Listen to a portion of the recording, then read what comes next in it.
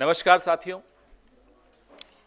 एक वीडियो पहले आपको दिखा दें, फिर शुरू करें। हाँ, वो डाल देंगे। हाँ, ready. And India charges us massive tariffs, massive. You can't even sell anything into India. It's almost restrictive. It is restrictive. You know, we do very little business inside. They've agreed, by the way, they want to cut their tariffs way down now because somebody's finally exposing them for what they've done. मैंने भारत की पोल खोल दी है, इसलिए अब वो अपने tariff कम करने को मान गए हैं। ये डोनाल्ड ट्रंप ने अभी से कुछ घंटों पहले, जब हम और आप सो रहे थे, तब कहा। और ये ऐसे शब्द हैं कि कोई राष्ट्राध्यक्ष बोल रहा हो ऐसा लगता ही नहीं है। ये ऐसे लगता है कि कोई ऐसा व्यक्ति बोल रहा है जिसने भारत की बाजू मरोड़ ली, धमकाया और अपनी बात मनवाने को मजबूर कर दिया। डोनाल्ड ट्रंप ये भारत के लिए कह रहे हैं। सुबह से, जब से हम उठे, जब से ये शब्द हमने देखे, सुने, ये वीडियो जब से सुना, मन को बहुत दुख हुआ। ये आज से कुछ दिनों पहले, कुछ हफ्तों पहले, जब प्रधानमंत्री वहां गए और मंच पर दोनों इकट्ठे बैठे थे, प्रधानमंत्री की मौजूदगी में जिस तरह से हमें धमकाया जा रहा था, रेसिप्रोकल टैरिफ की बात की जा रही थी। भैया प्लीज आवाज बंद कर दो, प्लीज। रेसिप्रोकल टैरिफ की बात की जा रही थी। ब्रिक्स मर चुका है, यह प्रधानमंत्री की मौजूदगी में बोला जा रहा था। और प्रधानमंत्री का हवाई जहाज भारत लौटा, उसके कुछ घंटों बाद बेड़ियों में जकड़े हुए एक हवाई जहाज हमारे निर्वासित भारतीयों का अमृतसर में उतरा, कुछ घंटों बाद। तो अपमान देश का होता है, प्रधानमंत्री का नहीं होता। लगातार हमारा अपमान हमारे प्रधानमंत्री की मौजूदगी में मंच पर डोनाल्ड ट्रंप कर रहे हैं और मुस्कुराए जा रहे हैं। प्रधानमंत्री हंस रहे हैं, कोई जवाब नहीं दे रहे। तब भी मन को बहुत दुख हुआ था, क्योंकि जैसा कि मैंने आपको कुछ वक्त पहले भी कहा था कि जो हमारे मन में भारत के प्रधानमंत्री के पद की जो गरिमा और ताकत है, उसकी एक छवि बनी हुई है। वो छवि कब बनी? वो छवि बनी 1971 में, बांग्लादेश के वक्त, जब अमेरिका ने हमें धमकाया, 7वां बेड़ा 7th फ्लीट भेज दी। हम नहीं माने, हम नहीं झुके, हमने बांग्लादेश को आजाद कराया। फिर वो छवि बनी पोखरण 1 74 में, जब 74 में अमेरिका ने हमें काबू करने के लिए, हमें रोकने के लिए तारापुर प्लांट का जो फ्यूल था वो रोक दिया। हम तब भी नहीं दबे, हम तब भी नहीं डरे। आप कहेंगे मैं सिर्फ कांग्रेस के उदाहरण दे रहा हूं, चलिए पोखरण 2, अटल जी थे सर प्रधानमंत्री, तब भी हमें डराया, धमकाया, सैंक्शंस की बात हुई, हम नहीं डरे। आज हिंदुस्तान के प्रधानमंत्री की छवि, उस पद की छवि की हालत क्यों हो गई? यह सवाल हम सबको पूछना चाहिए कि पीयूष गोयल ट्रेड नेगोशिएशन करने वहां हैं अमेरिका में, अमेरिका की धरती पर अभी भारत का एक महत्वपूर्ण मंत्री महत्वपूर्ण बात करने गया हुआ है, और अमेरिका का राष्ट्रपति यूं इस तरह के शब्दों से अपमानित करते हुए भारत को घोषणा कर रहा है कि भारत टैरिफ कम करने को मान गया। हमें नहीं मालूम, सरकार की तरफ से कोई अधिकृत कोई घोषणा नहीं हुई, हमें नहीं मालूम हुआ क्या। पीयूष गोयल से किसने क्या बात की, किस बारे में बात की, हमें नहीं मालूम। न विपक्ष को मालूम, न मीडिया को मालूम, न देश को मालूम, न कैबिनेट को मालूम। किस तरह की सरकार है? और गुस्सा इसलिए है कि सरकारें आती रहती हैं, जाती रहती हैं, जो छवि बनती है भारत के प्रधानमंत्री के पद की, उसके साथ खिलवाड़ कोई भी करे वो अपराध है, वो अपराध माफ करने योग्य नहीं हो सकता। कल कोई और प्रधानमंत्री आएगा, विश्व पटल पर भारत को गंभीरता से कैसे लिया जाएगा अगर आज हमारे प्रधानमंत्री भारत को यूं कमजोर करके लौट कर आते? Why will any global power take India seriously if this is how we undermine our own power? The perception of the power of India's Prime Minister has been shaped globally in 1971 when we refused to get cowered down by America's 7th Fleet. In 1974 when we did the nuclear tests in Pokhran and America tried to arm twist us. Later, when Atalji was the Prime Minister, Pokhran 2 happened. Again they tried to arm twist her. We did not get bogged down. We did not get covered down. Why did we allow President Trump to continue insulting India in the presence of the Prime Minister a few weeks ago?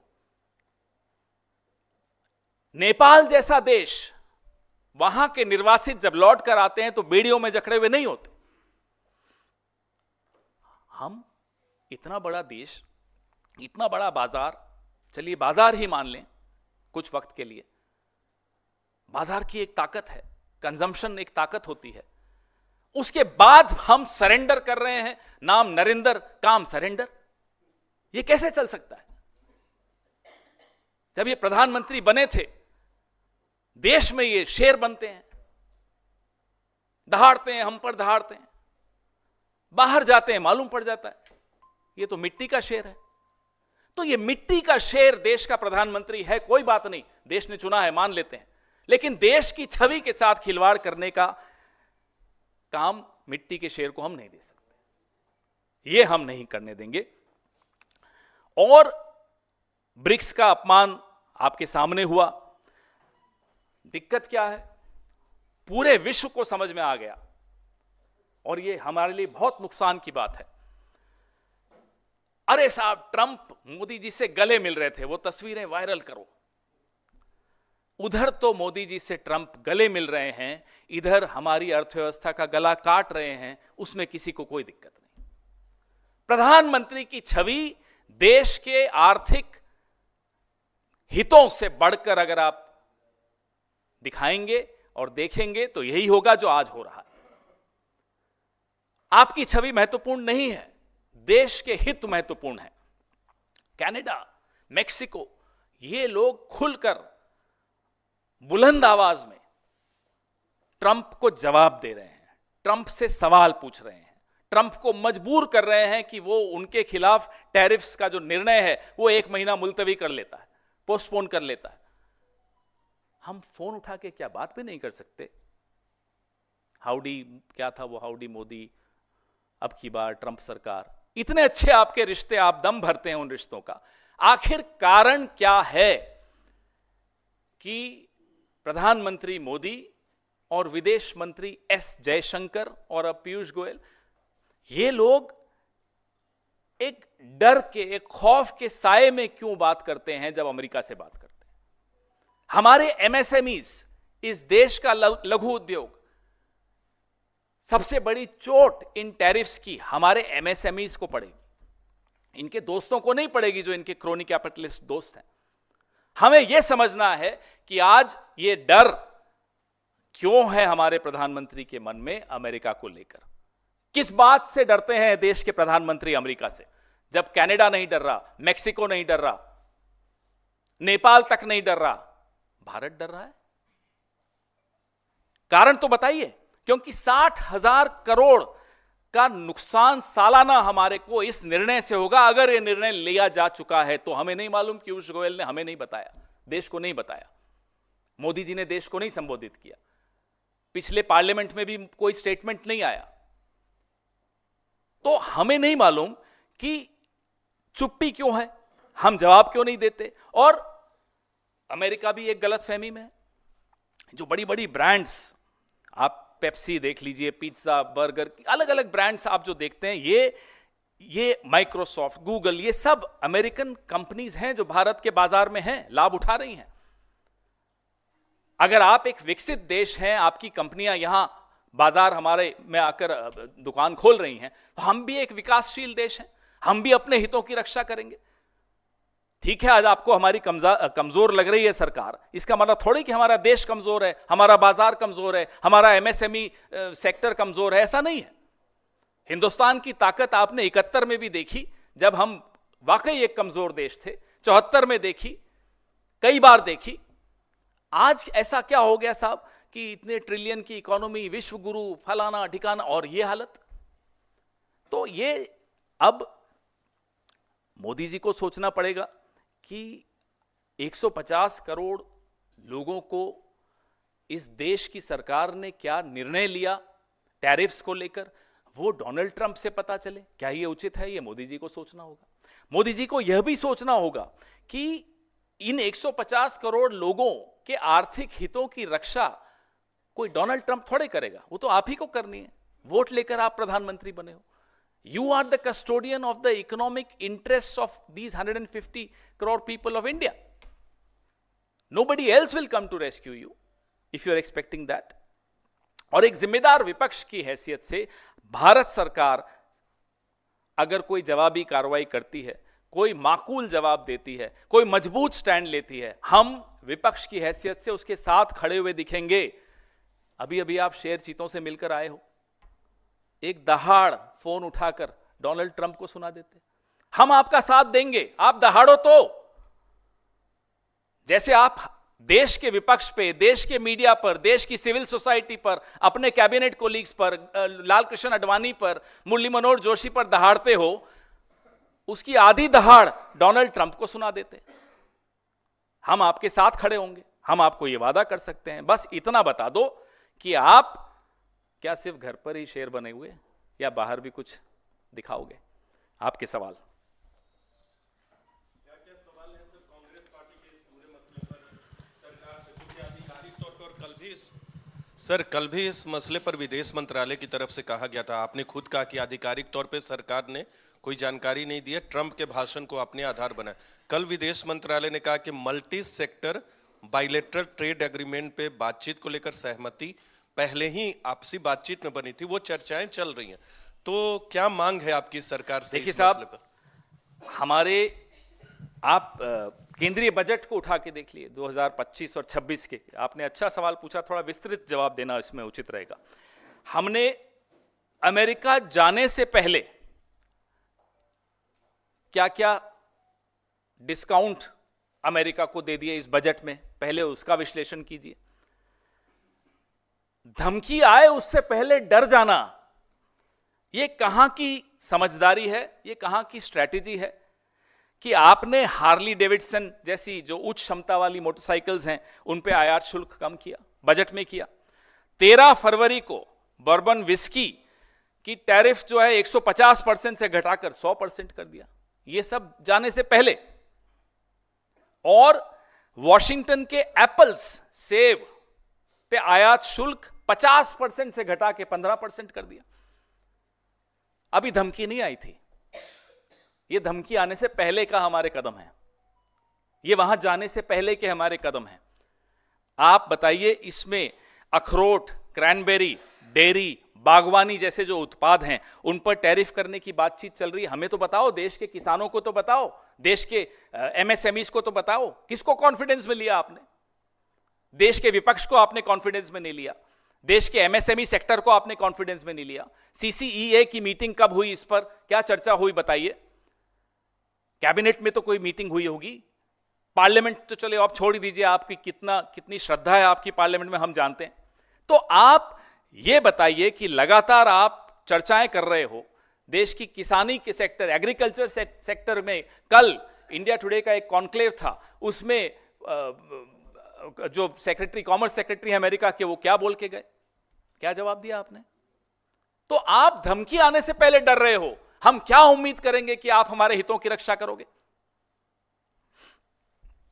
Ji next.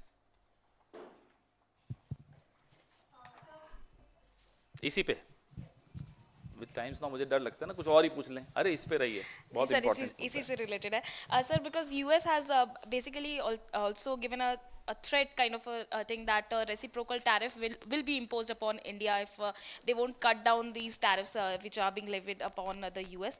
So do you believe that if the government should not reel under any kind of pressure from US. They should accept the reciprocal Bhai, tariff. please find out. You have experts. Please take everybody into confidence. Find out whether accepting reciprocal tariff is better than reducing your own tariffs.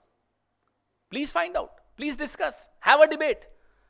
Before the Indo-US nuclear deal, I remember most of you were cub reporters then.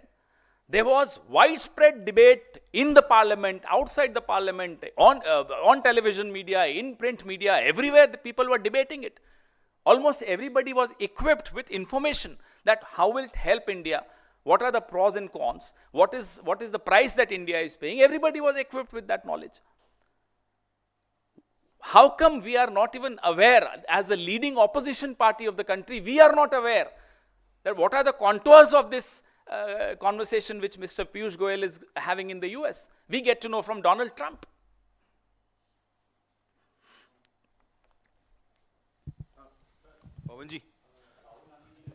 पवन जी एक पहले इसी पे गुजरात बाद में. पवन जी trade deficit है भारत और America के बीच में $45 million which is in the favour of India. अभी तक ये मालूमात नहीं है कि आखिर किन चीजों पर टैरिफ लगेगा. 2 दिन के बाद पार्लियामेंट शुरू होने वाली है. Can we expect leader of opposition seeking intervention in leading the charge on this issue? We are talking to you. We will talk on every platform. We'll ask these questions on every available platform. Because these questions affect the MSMEs, affect every single farmer of this country, affect every single citizen of this country. Whether you buy medicines, whether you buy horticulture products, on every sector, there is a direct impact of a decision such as this in case this decision has been taken. So obviously we will talk about this in every, as I said, on every platform. Not Gujarat, but ask something later. We'll deal with other subjects, but right now please be focused on this. It is very, very critical to all of you, to all of us.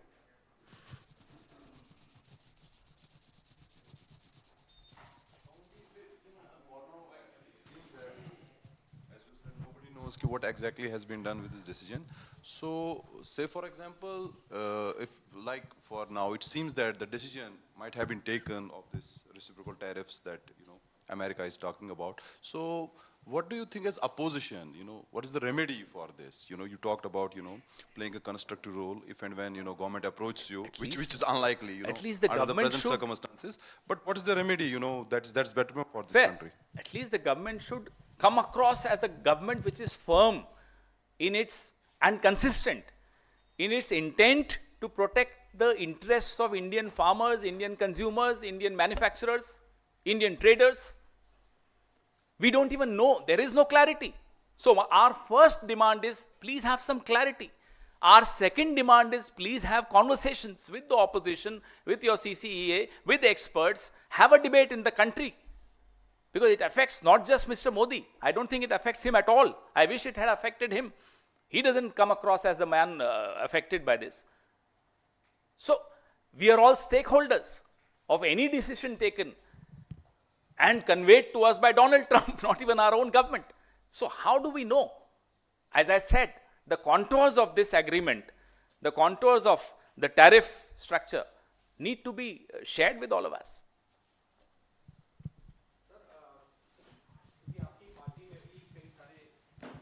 जानकार हैं जो इस issue को समझते हैं. क्या आप लोग इंटरनल कोई मीटिंग करेंगे और कोई जॉइंट स्टेटमेंट? सब चर्चाएं हमारी चल रही हैं लगातार. अब जब मैं भी आपके सामने बैठा हूं तो सब जानकारों से चर्चा करने के बाद ही बैठे हैं हम लोग.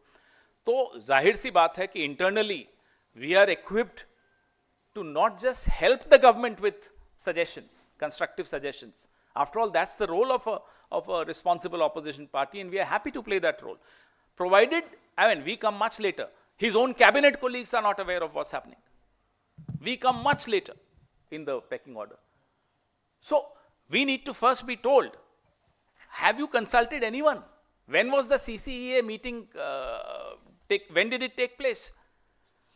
You did not take the parliament into confidence. So, opposition तो तीसरे चौथे नंबर पे आएगी. कैबिनेट, CCEA, पार्लियामेंट, फिर ऑपोजिशन पे आओ आप. सर एक इससे अलग अभी पहले इस पे खत्म नहीं हो।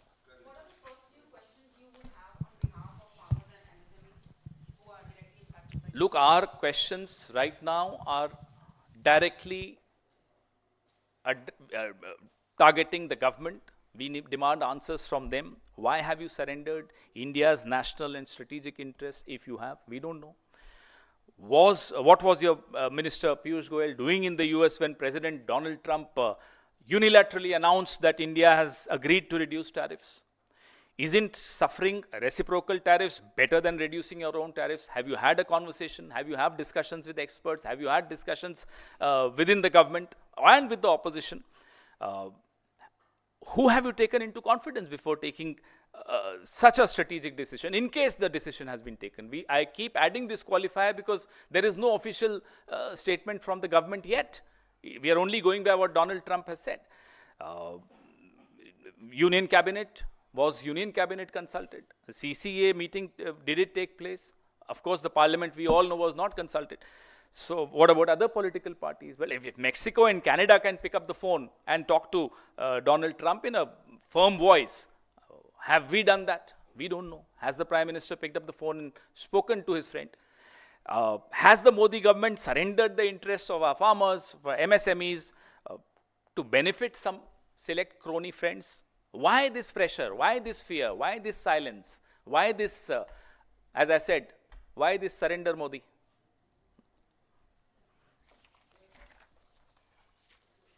हाँ जी, इसी सर पे ना, अभी इसी पे, हाँ, इसी पे, नहीं इसी पे, नहीं फिर जवाब भी मैं अपने ढंग से दूंगा, फिर आपको अच्छा नहीं लगेगा, फिर ऐसे कुछ नाम ले लूंगा।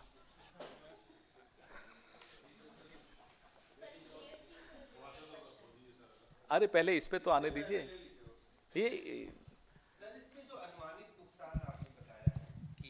ये मैं हम तो कुछ एक्सपर्ट्स ने बताया है कि 60,000 करोड़ पर ईयर का हमें, जो हम सुन रहे हैं, जो समझ रहे हैं, जो क्योंकि सरकार की तरफ से तो कोई अधिकृत कुछ आया नहीं, तो 60,000 करोड़ पर ईयर का नुकसान देश को होने वाला है। इसका जवाब कौन देगा हमें नहीं मालूम। हाँ जी, पूछिए, अब कुछ और पूछना है? सर आपने press A conference for ANI, फिर आई फॉर ए फॉर आलोक। अच्छा, ए फॉर आलोक, चलो बोलो। सर आपने अपने प्रेस कॉन्फ्रेंस में ये जिक्र किया कि प्रधानमंत्री जो हैं वो शेर और चीते के साथ फोटो खिंचवाने में व्यस्त थे। आज बब्बर शेर की बात राहुल गांधी ने की। उन्होंने कहा कि बब्बर शेर, कांग्रेस के नेता बब्बर शेर हैं लेकिन बंधे हुए हैं, और कुछ नेताओं को अगर निकालना भी पड़े तो निकाला जाए, और ताकि कांग्रेस मजबूत हो। देखिए, इस पे हम ही अभी अंदर बैठते हैं, हम थोड़ा एक अलग ऑफ द रिकॉर्ड ब्रीफिंग भी करता हूँ गुजरात पे, अभी करते हैं, तो उस पर आपको चर्चा करेंगे। लेकिन जैसा कि आपको उदयपुर डिक्लेरेशन और उसके बाद बेलगावी डिक्लेरेशन के बाद आप जानते हैं कि संगठन का सृजन का एक अभियान कांग्रेस पार्टी ने छेड़ दिया है। उस अभियान के तहत जो राहुल जी ने कहा, उसी अभियान के तहत उसको समझना आवश्यक है। सर इसी सवाल को दूसरे ढंग से, उन्होंने कहा कि कांग्रेस पार्टी और खुद राहुल गांधी ने अपने बारे में भी कहा, जनरल सेक्रेटरी के बारे में कहा, गुजरात को रास्ता नहीं दिखा पा रहे हैं, ये हमारा प्रोजेक्ट 50 साल का है, और कांग्रेस में गुटबाजी से एक तरह से वो परेशान है। 2.5 साल चुनाव में अभी वक्त बाकी है, तो क्या ये मान चुकी है कांग्रेस की आने वाले चुनाव में गुजरात में कांग्रेस पार्टी का प्रदर्शन पिछली बार की ही तरफ फिर रहेगा? 2 दिन राहुल जी ने वहां अभी बिताए हैं। हमारा 3 दिन का अधिवेशन AICC का गुजरात में है।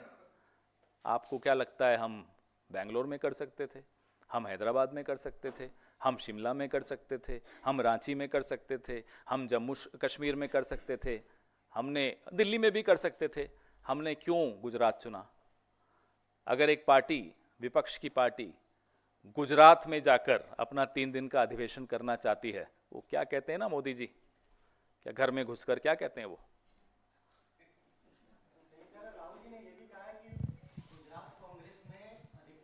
बीजेपी के साथ मिले हुए हैं। मैंने नहीं सुना ये लाइन, तो मैंने सुना नहीं अभी तक, तो मैं इस पर नहीं, लेकिन मैं इतना ज़रूर बताऊंगा, हम पूरे दृढ़ संकल्प के साथ गुजरात का चुनाव लड़ेंगे, लड़के दिखाएंगे, जीत के दिखाएंगे, ये एक चुनौती है और हमने वो चुनौती सबने स्वीकार की है। 2 दिन राहुल जी वहाँ हैं, 3 दिन हमारा अधिवेशन वहाँ होगा अप्रैल के महीने में।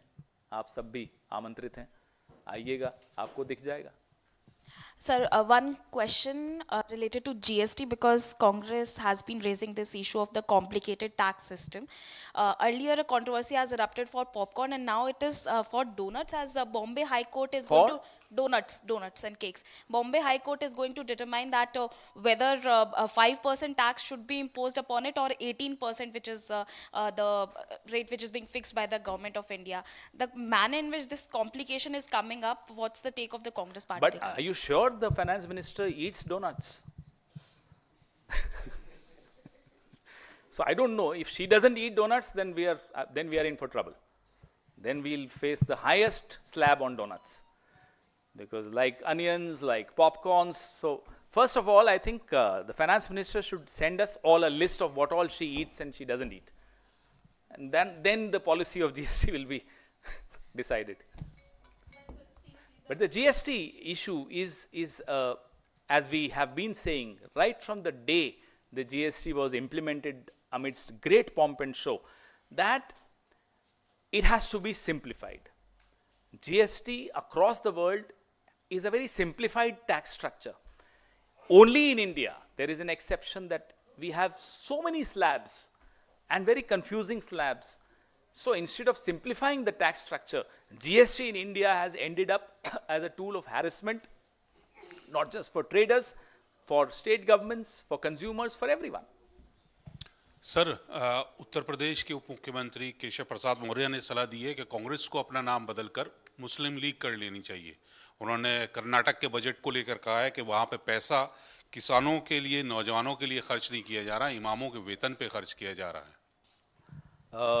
चंद्रबाबू नायडू से उन्होंने बात की थी क्या कि आंध्रा में क्या हो रहा है, या अपने बीजेपी की सरकारें, राज्य की सरकारें क्या करती हैं, कहाँ खर्च करती हैं, वो लिस्ट मंगवा लें, मुंह बंद हो जाएगा। और मुस्लिम लीग से तो इनके रिश्ते आज के हैं नहीं। मुस्लिम लीग से तो इनके रिश्ते 1940, 1930, 1950 लगातार इनके रिश्ते रहे हैं, मिल के सरकारें बनाई हैं। और जो गठबंधन की सरकार थी, हिंदू महासभा और मुस्लिम लीग की, उन सरकारों ने पार्टीशन का प्रस्ताव पारित किया था। तो इनको कहिए मुंह बंद रखें, मुंह खुलेगा तो हमारा जिस दिन खुल गया, बोलने क्या, शक्ल दिखाने के काबिल नहीं रहेंगे।